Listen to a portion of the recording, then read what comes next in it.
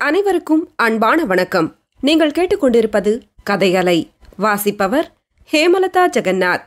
திரு கல்கி எழுதிய பொன்னியின் செல்வன் பாகம் 5 தியாக சிகரம், அத்தியாயம் 88 பட்டாபிஷேகம். அருள்மொழிவர்மர் தொடர்ந்து புலவரை பார்த்து கூறினார். ஐயா, தங்களை இன்னும் ஒன்று கேட்கிறேன். சிபிச்சக்கரவர்த்தி முதல் சிவஞான கண்டராதித்தர் வரையில் எங்கள் சோழகுலத்து மன்னர்களின் புகழை தாங்கள் விரித்துரைத்தீர்கள்.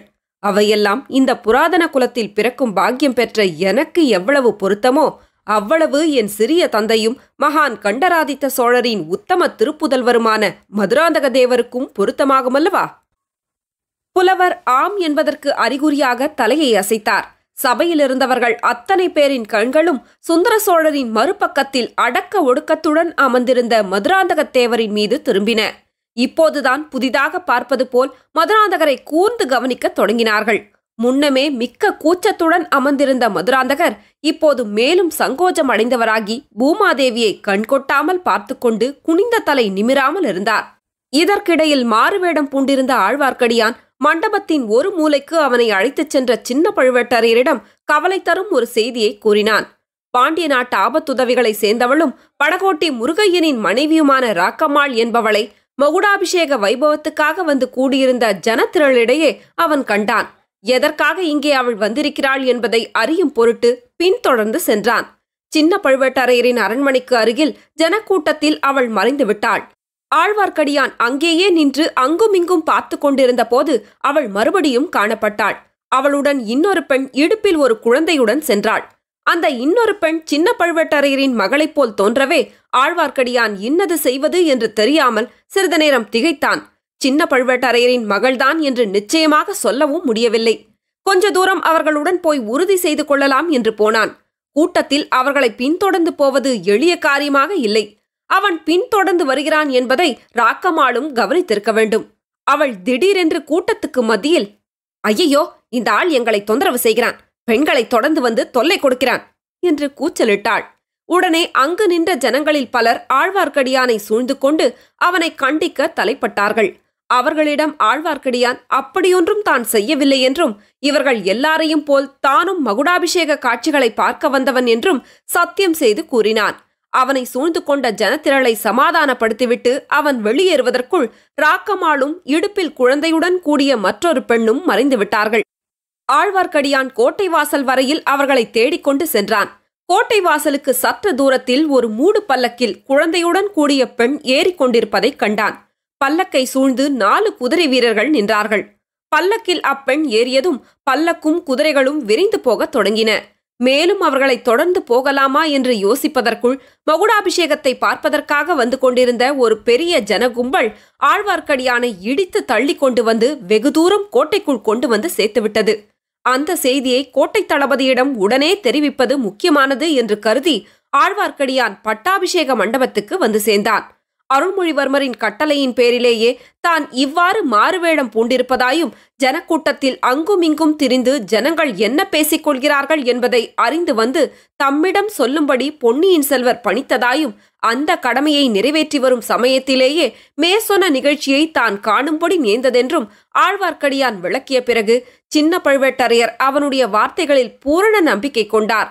தன்னுடைய மகளாகிய பழைய மதுராந்தகன் மனைவியை பற்றி அவருக்கு முன்னமே கவலை இருந்து வந்தது.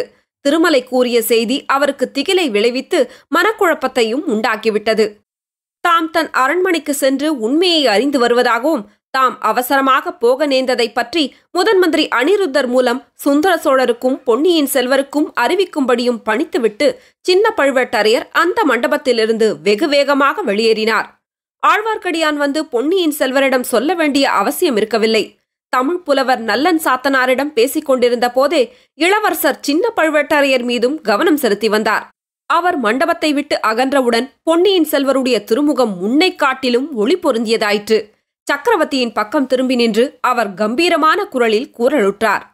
தந்தையே, நம் கோட்டை தளபதி சின்ன பழுவேட்டரையர் ஏதோ மிக அவசர காரியமாக வெளியே செல்கிறார். அது காரணமாக இந்த மகுடாபிஷேக வைபவம் தடைபட வேண்டியதில்லை. இந்த சபையில் இன்னும் பல பெரியோர்கள் இருக்கிறார்கள். வீர மரகுலத்து முதல்வர்கள் இருக்கிறார்கள். வேலும் வாளும் ஏந்தி எத்தனையோ போர்க்களங்களில் போர் செய்து விழுப்புண் பெற்றவர்கள் இருக்கிறார்கள். அவர்களில் யாரேனும் தங்கள் வீர திருக்கரத்தினால் இந்த புராதன சோழகுலத்தின் மணிமகுடத்தை எடுத்து சூட்டலாம். அவ்வளவு பேரும் இந்த பொற்கிரீடத்தையும் உடைவாளையும் செங்கோலையும் தங்கள் ஆகிவந்த கரத்தினால் தொட்டு ஆசி கூறியிருக்கிறார்கள். ஆகையால் இனி என் கரத்தினால் நானே எடுத்து இம்மணிமகுடத்தை சூடிக்கொண்டாலும் தவறு ஒன்றுமில்லை. ஆனால் அப்படி செய்வதற்கு முன்னால் தந்தையே, தங்களிடத்தும் இங்கே விஜயம் செய்திருக்கும் பெரியோர்களுக்கும் மரக்குலத்தவர்களுக்கும் விண்ணப்பம் ஒன்று செய்து கொள்ள விரும்புகிறேன். புறாவின் உயிரை காப்பதற்காக சதையை அறிந்து கொடுத்த சிபிச்சக்கரவர்த்தியின் பரம்பரையில் வந்தவன் நான். அதனால் நம் குலத்தவர் அனைவரையும் போல் செம்பியன் என்ற குலப்பெயர் பெற்றிருக்கிறேன். கன்றுக்குட்டியை இழந்த பசுவுக்கு நீதி வழங்கும் பொருட்டு மகனுக்கு மரண தண்டனை விதித்த மனுநீதி சோழரின் வம்சத்தில் வந்தவன் நான்.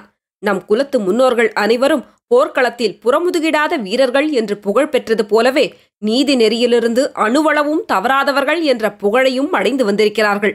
அவர்களுடைய வழியில் வந்தவனாகிய நான் நீதி நெறிக்கு மாறாக நடக்கலாகுமா? இன்னொருவருக்கு நியாயமாக உரிய பொருளையோ பதவியையோ அபகரிக்கலாமா?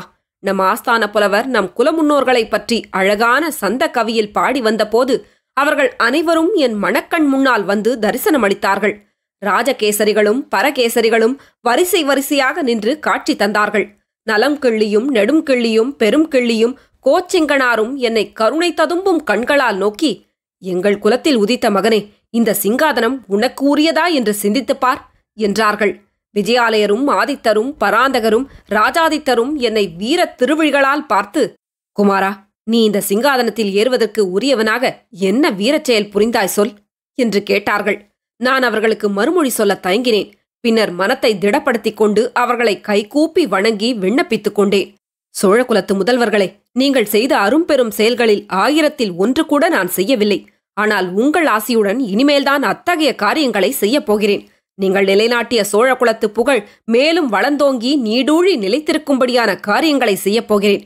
செயற்கரிய செயல்களை செய்யப் போகிறேன். உலகம் வியக்கும் செயல்கள் புரியப் போகிறேன். வீராதி வீரர்களாகிய நீங்களே பார்த்து மெச்சும்படியான தீரச் செயல்களை புரிந்து உங்கள் எல்லாருடைய வாழ்த்துக்களையும் பெறப்போகிறேன் என்று இவ்விதம் என்னுடைய குலத்து முன்னோர்களிடம் நான் தெரிவித்தேன். அவர்களும் முகமலர்ந்து எனக்கு அன்புடன் ஆசி கூறினார்கள்.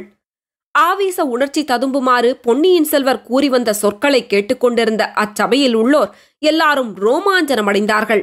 அவர்களில் ஒருவர், வீரவேல், வெற்றிவேல் என்று முழங்கிய ஒலி பட்டாபிஷேக மண்டபத்துக்கு வெளியிலும் கேட்டது. அங்கே கூடியிருந்த மக்களிடையே பெரும் கிளர்ச்சியை உண்டாக்கிற்று. பொன்னியின் செல்வர் எல்லாருடனும் சேர்ந்து தாமும் வெற்றிவேல், வீரவேல் என்று முழங்கினார். முழக்கம் அடங்கியதும் கூறினார், தந்தையே, சோழ நாட்டு வீரர்களுக்குரிய இந்த முழக்கம் ஒரு சமயம் தங்கள் பாட்டனார் பராந்தக சக்கரவர்த்தியின் காலத்தில் வடபெண்ணைக்கு அப்பால் துங்கபத்ரை கிருஷ்ணா நதி வரைக்கும் கேட்டது. அந்த நதிகளுக்கு அப்பால் உள்ள வேங்கி நாட்டாரும் கலிங்க நாட்டாரும் கல்யாணபுரத்தாரும் மானிய கேடத்தாரும் அந்த முழக்கத்தை கேட்டு நடுநடுங்கினார்கள். இன்னும் மேற்கு திசைகளிலும் தெற்கு திசைகளிலும் கிழக்கு திசைகளிலும் 100 மரக்கலங்களில் 1000-10,000 சோழ நாட்டு வீரர்கள் சென்று இந்த நாட்டு வர்த்தகத்தை காப்பாற்றி வந்தார்கள். தந்தையே, தாங்கள் நோய்வாய்ப்பட்டு படுத்த நாளிலிருந்து சோழ நாட்டு வீர முழக்கத்தின் தொனி குறைந்திருக்கிறது. நாலாபுரமும் பகைவர்கள் தலையெடுத்து வருகிறார்கள். வேங்கியும் கலிங்கமும் கல்யாணபுரமும் மானியக்கேடமும் நம்மை வலுச்சண்டைக்கு அழைக்கின்றன. வடக்கே இமயமலைக்கு அப்பாலிருந்து இந்த பழம்பெரும் பாரத தேசத்துக்கு வந்து கொண்டிருக்கும் பகைவர்களின் பேராபத்தை பற்றி அவர்கள் சிந்திக்கவில்லை. சோழ நாட்டின் வளத்தை பார்த்து பொறாமைப்பட்டு புழுங்கிக் கொண்டிருக்கிறார்கள். இலங்கையில் மகிந்தன் இன்னமும் படைத்திரட்டி சேர்த்து கொண்டிருக்கிறான். வீரபாண்டியன் இறந்துவிட்டாலும் அவனுடைய குலத்தை சேர்ந்தவன் என்று யார் தலையிலாவது பாண்டிய நாட்டு மணிமகுடத்தை சூட்டி கலகமுண்டாக்க முயன்று கொண்டிருக்கிறார்கள். மகிந்தனும் பாண்டிய நாட்டு ஆபத்துதவிகளும் சேர்ந்து சதி செய்து வீரத்திலே அபிமன்யுவையும் அரவானையும் நிகர்த்த என் அருமை தமையனார் ஆதித்த கரிகாலரின் உயிருக்கு இறுதி தேடிவிட்டார்கள். மேற்கே சேர மன்னன் பெரியதோர் யானைப்படையையும் மரக்கலப்படையையும் சேகரித்துக் கொண்டிருக்கிறான். சேரனுக்கு மரக்கலப்படையை தயாரித்துக் கொடுப்பதில் மேற்கு திசையிலிருந்து புதிதாக கிளம்பியிருக்கும் ஒரு முரட்டு கூட்டத்தார் உதவி செய்கிறார்கள். சோழ நாட்டை சூழ்ந்திருக்கும் புதிய பேரபாயம் இது. தந்தையே, நெடுங்காலமாக அரபு தேசத்தவர்கள் கப்பல் தொழிலில் சிறந்து விளங்குகிறார்கள். சீன தேசம் வரையில் சென்று வர்த்தகம் நடத்தி வருகிறார்கள். நமது நாட்டு துறைமுகங்களுக்கும் அவர்கள் அடிக்கடி வந்து செல்வதுண்டு.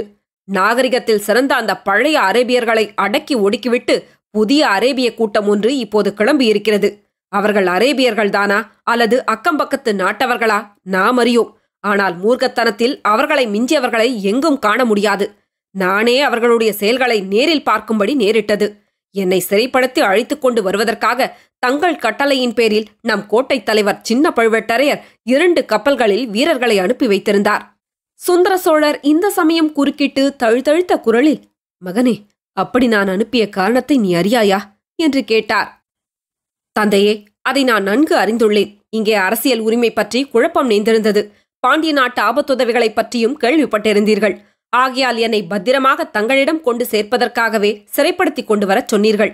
என் மீது தங்களுடைய அளவில்லாத அன்பும் பரிவும் தான் அத்தகைய கட்டளையிடும்படி செய்தது.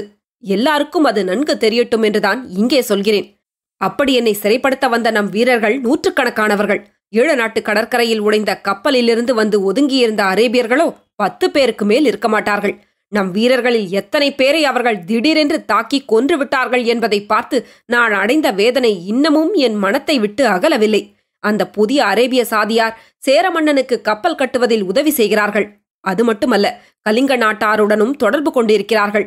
3 நாட்டாரும் சேர்ந்து சோழ நாட்டு கடல் வாணிபத்தை அடியோடு அழித்துவிட தீர்மானித்திருக்கிறார்கள். கடல் கொள்ளைக்காரர்கள் அரபு நாட்டவராய் இருந்தால்தான் என்ன, அல்லது நம்முடன் எத்தனையோ விதத்தில் தொடர்பு கொண்ட சேர தேசத்தாராய் இருந்தால்தான் என்ன? நம் கடல் வாணிகத்தை காப்பாற்றிக் கொள்ள வேண்டுமானால் நமது கடற்படையை பெருக்கிக் கொள்ள வேண்டும்.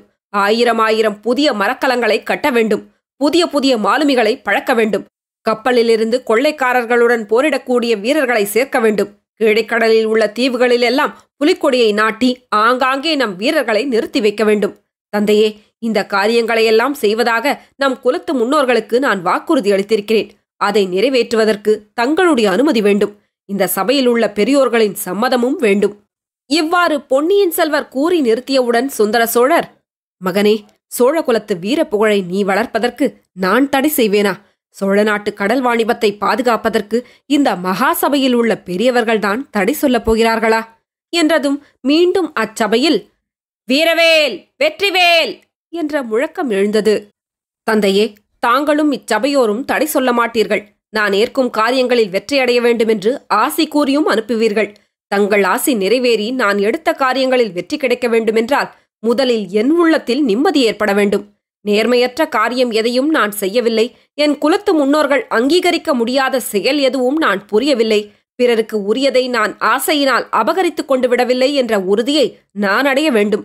குலதர்மத்துக்கு ஒவ்வாத காரியத்தை இங்கே நான் செய்துவிட்டு புறப்பட்டேனானால் என் உள்ளம் என்னை வருத்திக் கொண்டே இருக்கும். பகைவர்களிடம் போரிட்டு எப்படி வெற்றி கொள்வேன்? தர்மத்தை நிலைநாட்ட போராடுகிறோம் என்ற நம்பிக்கை என் மனத்தில் எப்படி ஏற்படும்? முன்னொரு தடவை இலங்கை சிங்காதனத்தை நான் கவர்ந்து கொள்ள ஆசைப்பட்டதாக ஒரு பெரும் வதந்தி ஏற்பட்டது. குழந்தாய், அதை யாருமே நம்பவில்லையே. நீ அத்தகைய குற்றத்தை செய்யக்கூடியவன் என்று எவரும் எண்ணவில்லை என்றார் சக்கரவர்த்தி. தாங்கள் நம்பியிருக்க மாட்டீர்கள் தந்தையே. ஆனால் அத்தகைய பேச்சு என் காதில் விழுந்ததும் என் மனம் எவ்வளவோ வேதனைப்பட்டது. 7 நாட்டு பிக்ஷுக்கள் எனக்கு அளித்த மணிமகுடத்தை நான் வேண்டாம் என்று மறுத்தளித்ததை என் நண்பர்கள் 2 அறிவார்கள்.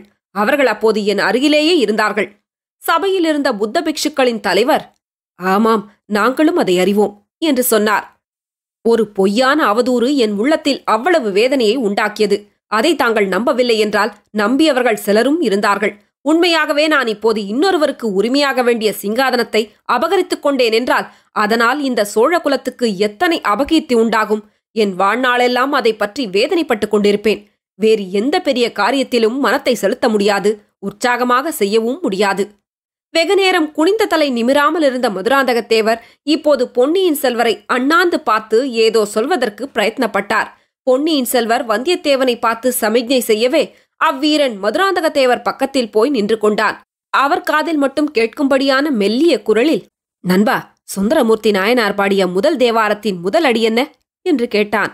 இந்த சமயத்தில் இது என்ன கேள்வி என்ற வியப்புடன் மதுராந்தகர், பித்தா பிறைசூடி என்றார். வந்தியத்தேவன் கள்ள கோபத்துடன், என்ன ஐயா, என்னை பித்தன் என்கிறீர்?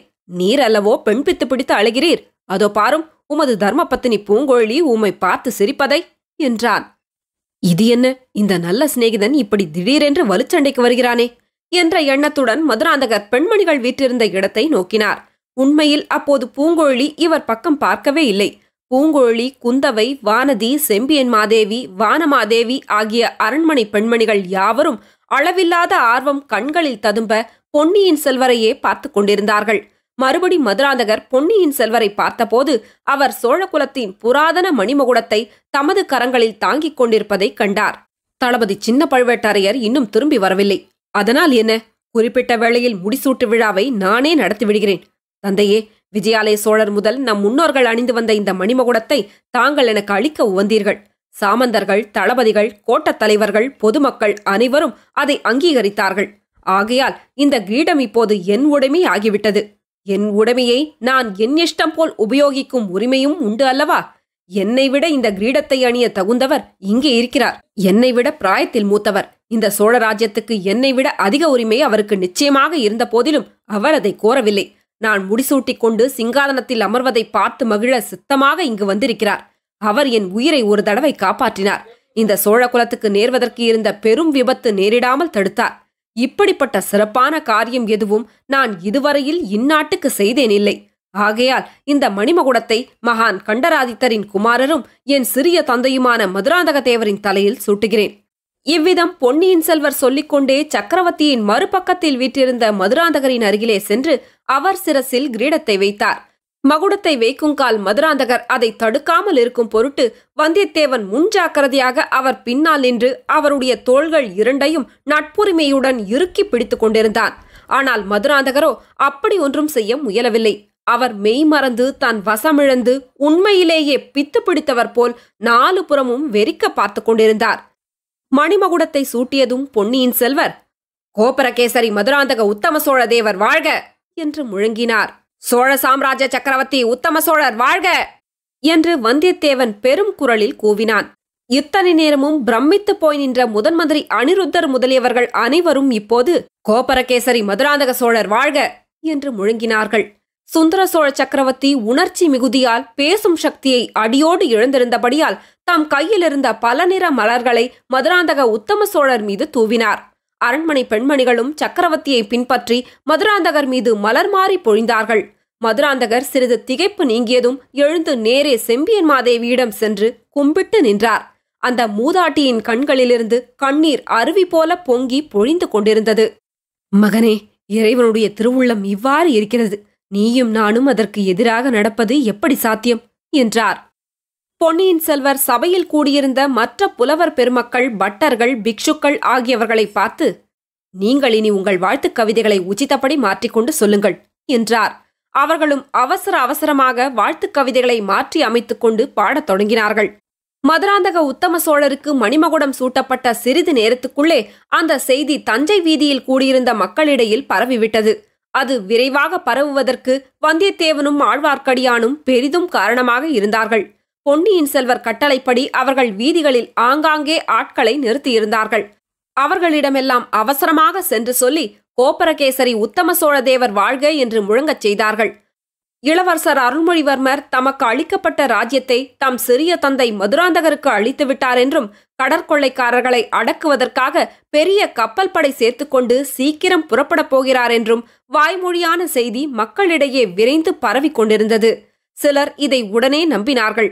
பொன்னியின் செல்வரின் பெரும் குணத்துக்கு இது உகந்ததே என்று அவர்கள் கருதினார்கள். இன்னும் சிலர், கையில் கிடைத்த பேரரசை யார்தான் இன்னொருவருக்கு கொடுப்பார்கள் என்று ஐயுற்றார்கள்.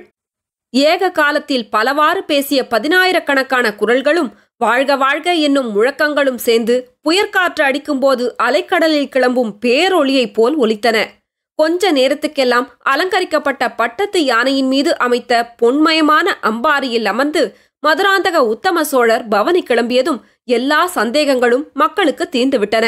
யானையின் கழுத்தில் யானைப்பாகனுடைய பீடத்தில் அமர்ந்திருப்பவர் பொன்னியின் செல்வர் என்பதைக் கண்டதும் மக்களுடைய உற்சாகம் எல்லை கடந்ததாயிற்று. கோப்பரகேசரி மதுராந்தக உத்தம சோழர் வாழ்க என்று மக்களின் குரல்கள் முழங்கின. ஆனால் அவர்களுடைய உள்ளங்களில் பொன்னியின் செல்வரின் செயற்கரும் செயலே குடிக்கொண்டிருந்தது. அதை எண்ணியதனால் அவர்களுடைய அகங்களைப் போல் முகங்களும் மலர்ந்திருந்தன. பொன்னியின் செல்வர் மணிமகுடம் சூட்டிக்கொண்டு பவனி வந்தால் மக்கள் எவ்வளவு குதூகலத்தை அடைந்திருப்பார்களோ அதைவிட பன்மடங்கு அதிகமான குதூகலத்தை இப்போது வெளியிட்டார்கள். இமயமலை சிகரத்தில் புலிலட்சணையை பொறித்த கரிகால் பெருவளத்தானை பொன்னியின் செல்வர் மிஞ்சிவிட்டார் என்றும், தியாக சிகரத்தில் இவர் தமது லட்சணையை என்றும் அழியாத வண்ணம் பொறித்துவிட்டார் என்றும் அறிஞர்கள் மகிழ்ந்தார்கள். சாதாரண மக்களோ அப்படியெல்லாம் அணி அலங்காரங்களையும் உபமான உபமேயங்களையும் தேடிக் கொண்டிருக்கவில்லை. மதுராந்தகர் தலையில் மணிமகுடத்தை சூட்டிவிட்டு பொன்னியின் செல்வர் பட்டத்து யானையை ஓட்டிக்கொண்டு செல்லும் காட்சி அவர்கள் உள்ளத்தை பரவசப்படுத்திவிட்டது. ஆடிக்கொண்டும் பாடிக்கொண்டும் சிரித்துக்கொண்டும் வாழ்த்திக் கொண்டும் ஒருவரையொருவர் கட்டித் தழுவிக்கொண்டும் மலர்களை தூவிக்கொண்டும் மஞ்சள் நிற அட்சதையை வாரி இறைத்துக் கொண்டும் மக்கள் ஒரே கோலாகலத்தில் தங்களை மறந்து ஆழ்ந்திருந்தார்கள். இவ்விதம் குதூகலத்தினால் மெய்மறந்து கூத்தாடிக் கொண்டிருந்த மாபெரும் ஜனக்கூட்டத்திடையே பட்டத்து யானையை செலுத்திக் கொண்டு போவது எளிய காரியமாயில்லை. பொன்னியின் செல்வரும் அவசரப்படாமல் ஜனங்களின் குதூகலத்தை தாமும் பார்த்து கவனித்துக் கொண்டு அங்கங்கே அறிமுகமான முகம் தென்பட்ட போதெல்லாம் ஏதேனும் வேடிக்கையாக பேசிக்கொண்டும் மெல்ல மெல்ல யானையை செலுத்திக் கொண்டு போனார். வீதி வலம் முடிந்து அரண்மனைக்கு திரும்புவதற்குள் மாலை மயங்கி முன்னிரவு வந்துவிட்டது. வானத்து விண்மீன்களுடன் வீதிகளில் ஏற்றிய தீபங்கள் போட்டியிட்டு பிரகாசித்தன. அரண்மனை மேலே இருந்து மலர் மாறி பொழிந்தது. யானைப்பாகா யானைப்பாகா என்று ஓர் இனிய குரல் கேட்டது. பொன்னியின் செல்வர் அண்ணாந்து பார்த்தபோது வானதியின் புன்னகை மலர்ந்த முகம் அங்கே தோன்றியது. பெண்ணே, அஞ்ச வேண்டாம். மதுராந்தக உத்தம சோழரின் தர்ம ராஜ்யத்தில் யானையும் புலியும் கலந்து உறவாடும், பூனையும் கிளியும் கொஞ்சி குலாவி கூடி விளையாடும் என்றார் பொன்னியின் செல்வர். தொடரும். கதையலை உங்களுக்கு பிடிச்சிருந்ததுன்னா உங்க நண்பர்களோடும் உறவினர்களோடும் பகிர்ந்துக்கோங்க. நன்றி.